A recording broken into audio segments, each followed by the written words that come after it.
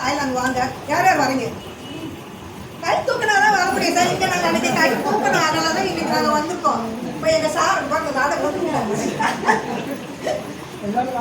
கண்டிப்பா இங்க வந்து நீங்க நினைக்கிற ஒவ்வொரு விஷயமும், ஏன்னா நான் சொல்ல பாருங்க, நான் பின்னாடி உட்காந்து வேடிக்கை பார்த்தவங்க தான்.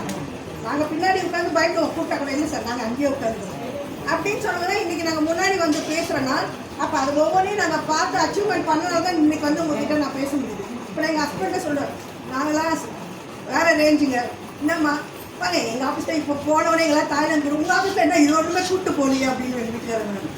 அது மாதிரி நம்ம ஒரு வாய்ப்பு வரும்போது அந்த வாய்ப்பை வந்து நம்ம பயன்படுத்திக்கினா நம்ம சிறப்பாகவும் இருப்போம். ஆனால் அந்த டைமில் கரெக்டாக ஓடும்போது, இப்போ நான் என் ஃப்ரெண்டு கிட்ட சொல்கிறேன் தானே பார்த்தியா தாய்லாந்து அப்படின்னு அவங்க கிண்டல் பண்ணுவேன். அவங்க கிண்டல் பண்ணுவாங்க, இருங்க நாங்கள் அடுத்தது இப்படி நானும் தாய்லாந்து வரேன்.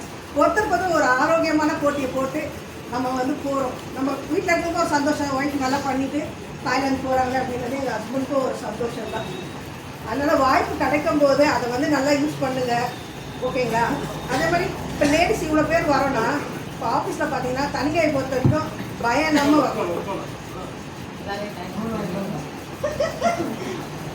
தனியாய்க்கு வரோன்னா இங்கே வந்து பார்த்தீங்கன்னா லேடிஸ்க்கு பயமே இருக்காது.